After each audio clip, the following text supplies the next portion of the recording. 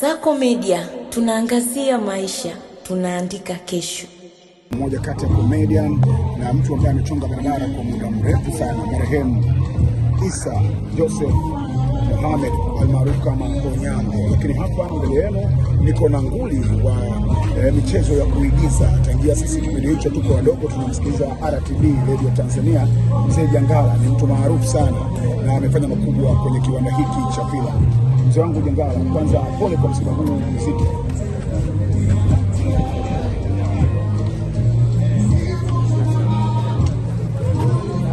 Pole ya wote kwa maana ya Watanzania, wazee na vijana, kwa sababu sanaa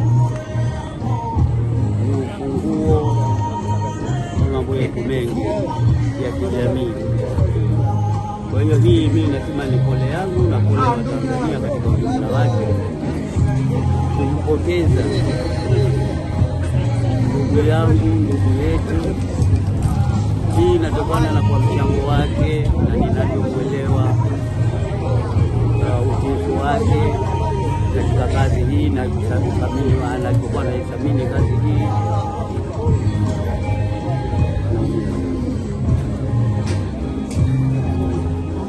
Pole sana, pole tena, kwa sababu ni mtu ambaye umefanya naye kazi kwa muda mrefu sana, tangu kipindi kile tunaanza kuwasikiliza kwenye redio. Natamani kufahamu vile ambavyo mlikuwa mkifanya kazi na jinsi ambavyo ukaja kupata taarifa hii ya msiba.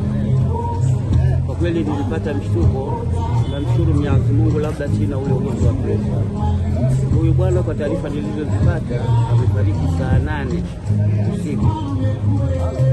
Mimi saa 11 alfajiri, saa 11 kasorobo alfajiri, nikawa nimepigiwa simu na mmoja wa mwanafamilia, kwa sababu na mimi kama mwanafamilia kwa Onyango, dadake anajua, wanawe wanajua. Kwa hiyo nikapigiwa simu, baba, nimetokea hii, ndugu yako tayari hatimaye. Nimeuliza kama mara 7 hivi. Semaje? Ananiambia nini? Kwa kweli nilipokea kwa mshtuko mkubwa wa maumivu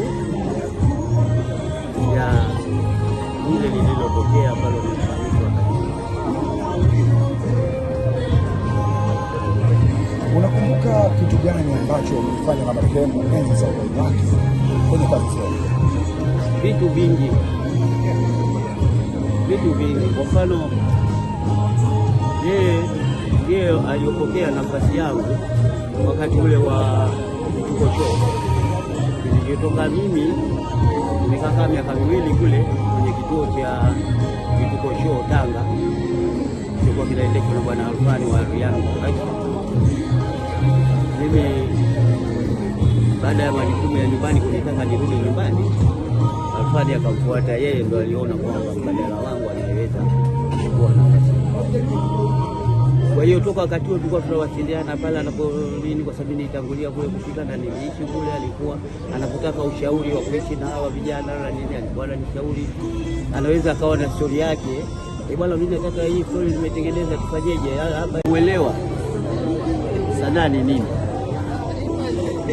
Wengi tunafanya hiyo kazi, lakini ukimuuliza msanaa hata wa viwango hivyo mnavyofahamu, ukimuuliza sanaa ni nini, hawezi wakati. Na sanaa imeanza lini, hawezi akakufanya. Sanaa ilianza pale ambapo mwanadamu aliumbwa na kujikuta katika mazingira aliyojikuta. Kwa hiyo sanaa ilianza pale mwanadamu alipoanza kupambana na mazingira yake ili aweze kujipatia unafuu wa kuendesha maisha yake. Hapo ndio sanaa ilipoanza. Kwa hiyo kwa msingi huo unaweza ukasema kumbe sanaa ni matokeo ya mapambano ya mwanadamu mahali alipo katika kukidhi haja zake na kujenga misingi thabiti na madhubuti, yeye na watu anaoishi nao kwa makubaliano waliokubaliana katika kuleta ustawi unaokubalika na wote ndani ya jamii. Ndio maana tunapiga kelele, kwa sababu ili hii tuite ni kazi ya sanaa, lazima iwe na sifa kuu 5. Kwanza iwe ni kazi ya ubunifu. Hivi ndio vigezo au sifa za kazi ya sanaa. Iwe ni kazi ya ubunifu, creative work.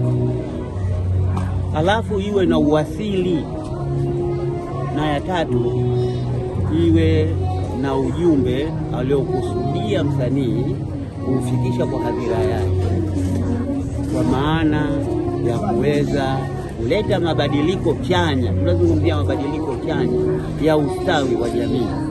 Sasa vijana wa siku hizi haya mambo wengi hawayajui, na hata kujifunza hawajifunzi. Ndio maana utakuta nyimbo zetu nyingi tunaelekea kwa wenzetu.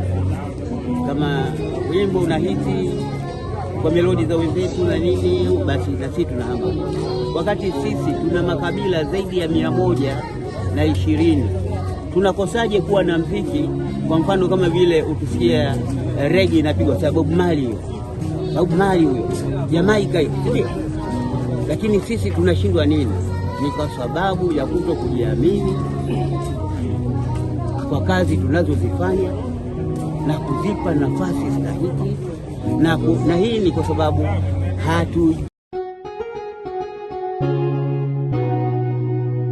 Kasako Media, tunaangazia maisha, tunaandika kesho.